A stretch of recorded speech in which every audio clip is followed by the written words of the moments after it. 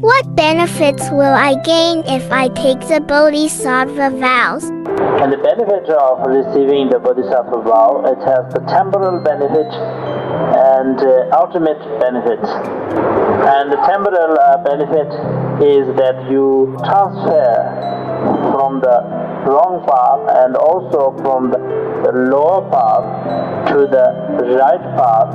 in both name as well as in actuality, in a sense that you become,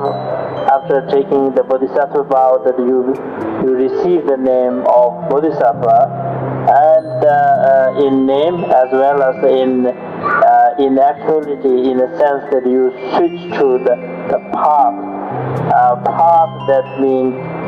practiced by all the Buddhas and Bodhisattvas. And in this life, and you change from name as well as actuality, and in the future life, it prevents falling down into the lower realms,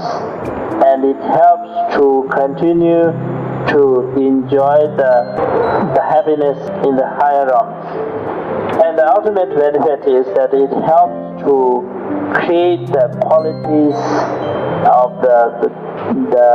stages of the Bodhisattva, and which then eventually it helps to accomplish the physical body, Rupakaya, or the physical aspect of the Buddha.